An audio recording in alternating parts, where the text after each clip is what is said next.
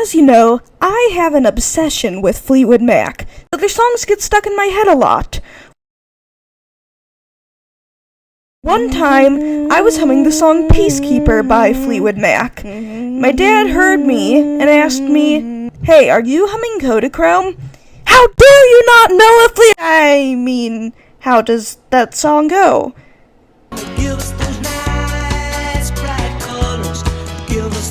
See? Doesn't the chorus sound like what you were humming? Then, when I found out that Google has a feature where it can tell you what song you are humming, I immediately tried to hum as many songs as I could to it.